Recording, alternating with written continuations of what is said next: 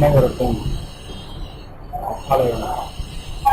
நிறைய பேர் டெக்னிக்கல்ஸ்க்காக ரொம்பவே கஷ்டப்பட்டு, ஸோ அந்த டெக்னிக்கல் உங்களுக்கு ஈஸியாக கிடைக்கணும் அப்படின்றதுக்காக தான் இந்த ரெக்கார்டிங் ப்ரோக்ராம், இந்த யூடியூப் அப்டேட்.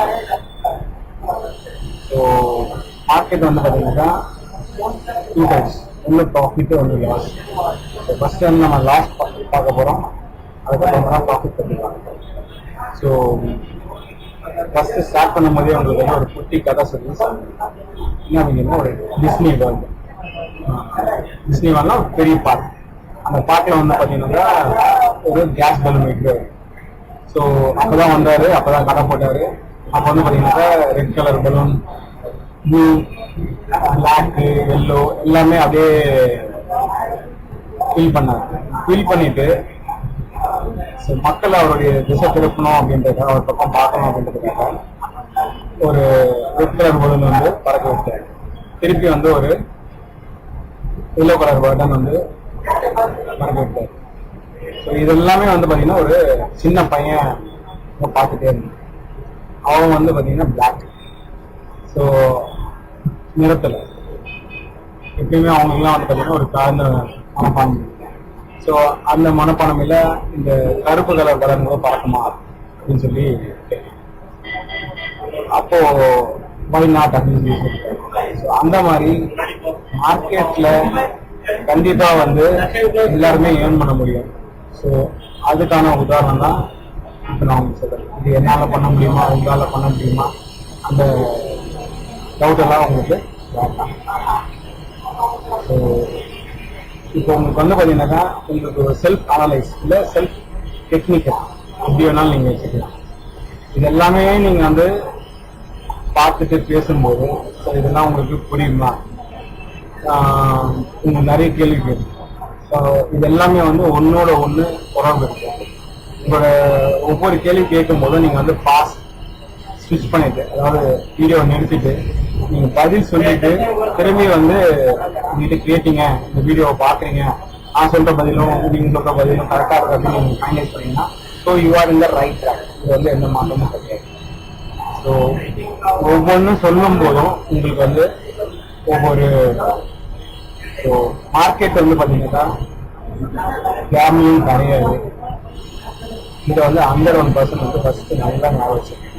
ஆனால் கரப்ஷன் உண்டு. ஏன் அப்படின்னா கரப்ஷன் இல்லாமல் எதுவுமே இல்லை. ஸோ நான் என்னை பற்றி உங்களுக்கு சொல்றேன். நான் வந்து சிக்னல் தாண்டாம போறது இல்லை, இல்லை பொய்யே சொல்றது இல்லை, இல்லை ரைட் டைமுக்கு வந்து ஒரு கேஸுக்கு வரேன் அப்படின்னு சொன்னா அது வந்து கரெக்ட். ஸோ அந்த மாதிரிலாம் வந்து அப்போ நான் வந்து என்னங்க செல்ஃபா வந்து கரெக்ஷன். ஸோ அந்த கரெக்ஷன் வந்து அந்த கரப்ஷன் வந்து நான் தான் பார்ட்டிசிபேட் மார்க்கெட்ல. ஸோ ஆகும். இதுதான் வந்து உண்மை. நீங்க ஜஸ்ட் ஒரு ஹைலைட்டாக தான் சொல்றேன். இதை நீங்க அப்படியே நீங்க பிரீஃபா அனலைஸ் பண்ணி பார்த்தீங்கன்னா உங்களுக்கு புரியும். கேம்லிங் இல்லை அப்படின்னு சொன்னது வந்து ரீசன் என்ன அப்படின்னு கரப்ஷனை தான் வந்து நிறைய மக்கள் வந்து கேம்லிங் இருக்கும். ஸோ அதனால கேம்லிங் கண்டிப்பா இல்லை. இது வந்து ஒரு பிஸ்னஸ். ஸோ ஃபர்ஸ்ட் கேள்வி வந்து உங்களுக்கு மார்க்கெட்னா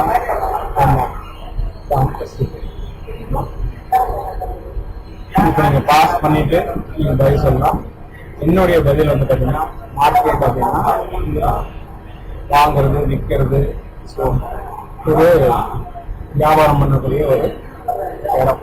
அது எதுவாக இருந்தாலும் சரி, காய்கறி மார்க்கெட்டாக இருந்தாலும் சரி, ஆன்லைன் மார்க்கெட்டாக இருந்தாலும் சரி, ஆஃப்லைன் மார்க்கெட்டாக இருந்தாலும் இது எல்லாருமே கரெக்டான பதில் சொல்லுவோம்.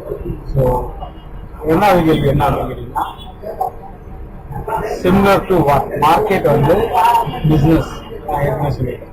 இந்த பிஸ்னஸ் எது போன்றது, எந்த பிஸ்னஸ்க்கு மாடல். இது வந்து பார்த்தீங்கன்னாக்கா ஒரு நீங்க பாஸ் பண்ணிட்டு உங்க பதில் சொல்லலாம். இப்போ நான் வந்து பதில் சொல்ல போறேன். ஸோ ஒவ்வொரு கேள்வி நடப்புற உங்களுக்கு பாஸ் அப்படின்னு சொல்ல போறோம். ஸோ பாஸ் இருக்கு நான் சொல்ல போறேன். ஸோ ரெண்டுமே நீங்க கம்பேர் பண்ணி பார்த்தீங்க அப்படின்னா நீங்க என்ன அளவு ப்ரோக்ரஸ்ல இருக்கீங்க, மார்க்கெட்ல உங்களுக்கு எவ்வளவு அளவு தெரிஞ்சிருக்குன்றது செல்ஃப் அனலைஸ் பண்ணிக்கலாம். ஸோ மார்க்கெட் சிமிலர் டு என்ன பிஸ்னஸ் அப்படின்னா, நான் வந்து உங்களுக்கு 2 பிஸ்னஸ் சொல்றேன். ஒன்று வந்து விவசாயம்.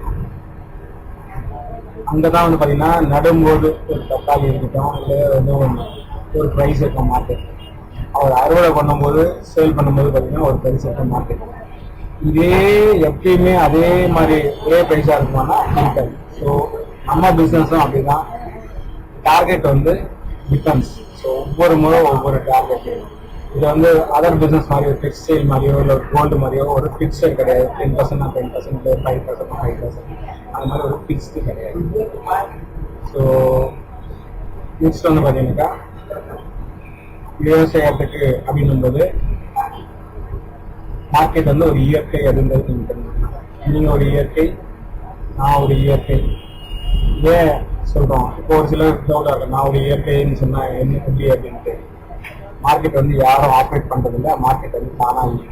ஸோ ஆப்ரேட்டர்ஸ் இருக்கிறாங்கன்னா அவங்க ஆப்ரேட் பண்ணி தான் மார்க்கெட் வந்து இயங்குறதுன்றது வந்து ஸோ நேச்சர் தான் வந்து மார்க்கெட். ஸோ மார்க்கெட் நேச்சர் அப்படின்னு சொல்கிறோம். ஸோ அதுக்கு என்ன அப்படின்றதுன்னா, ஒரு கோடைக்காலம் இல்லை ஒரு மழைக்காலம்.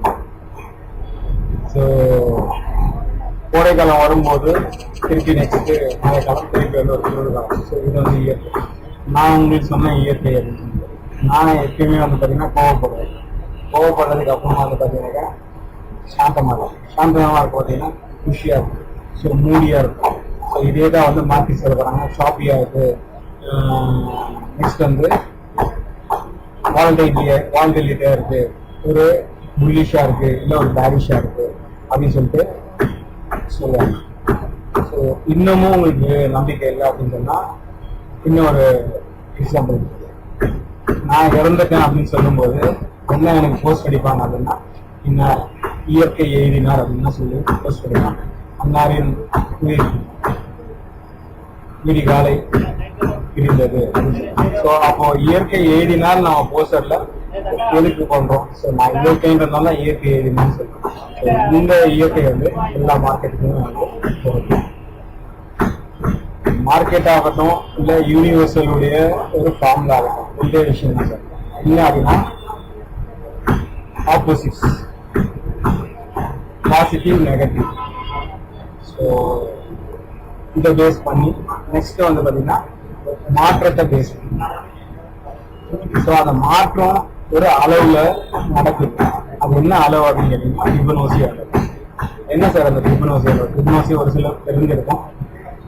ஸோ 1 + 1 = 2, திருப்பி 1 + 2 = 3. ஸோ அடுத்தடுத்த நம்பரை வந்து நீங்கள் கூட்டும்போது உங்களுக்கு வந்து ஒரு கூட்டு எண் வரும். ஸோ அதுதான் வந்து ஃபிபனோசி நம்பர். 1 + 1 2, 1 + 2 3, 2 + 3 5, 3 + 5 8. ஸோ இந்த மாதிரி மாறிட்டே இருக்கு. உங்களுக்கு புரியல அப்படின்னு சொன்னா நீங்க மறுபடியும் நீங்க இதை கேட்டீங்கன்னு சொன்னா கண்டிப்பா உங்களுக்கு புரியும். ஸோ ஃபர்ஸ்ட் நல்லா புரிஞ்சுக்கன்னா மார்க்கெட் வந்து இயற்கை, கேமிங், இது அது எல்லாம் எதுவுமே இல்லை. இந்த ஒரு ஸ்ட்ராங்கான விஷயத்த நம்ம வந்து ஒரு பிக்சர் மூலமா பார்க்கணும். இந்த பிக்சர் பார்த்தீங்கன்னாக்கா குரூப்பாக பிரிக்கும். ஒரு ஸ்டூடெண்ட்டாக இவங்களா ஸ்டூடெண்ட்ஸு, இவங்களாம் வந்து ஃபாரினர்ஸு, இவங்களாம் விசிட்டர்ஸ், அந்த மாதிரி. ஸோ இந்த பிக்சரை பார்த்துட்டு நீங்கள் என்ன இதை சொல்கிறீங்க, இதை எப்படி நீங்கள் வந்து குரூப் பண்ணலாம், இதான் கேள்வி. நீங்கள் பாஸ் பண்ணிவிட்டு பதில் சொல்லலாம். ஸோ இதோட பதில் என்னவா இருக்கும் அப்படின்னு கேட்டீங்கன்னாக்கா, ஃபஸ்ட்டு வந்து டிஎன்ஏ இருக்குது. டிஎன்ஏ தான் வந்து எல்லாத்தோட மூலப்பொருள்.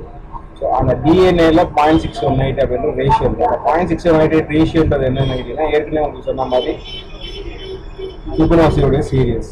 ஸோ இந்த கையை இந்த ஒரு மணிக்கட்டுலேருந்து முட்டி வரைக்கும் எடுத்து, திருப்பி மணிக்கட்டுலேருந்து மொனை வரைக்கும் எடுத்து டிவைட் பண்ணி பார்த்தீங்கன்னா உங்களுக்கு இந்த 0.618 கிடைக்கும். பக்கத்தில் பார்த்தீங்கன்னா மரம், இந்த மரத்தில் பார்த்தீங்கன்னாக்கா 0.618 கிடைக்கும்.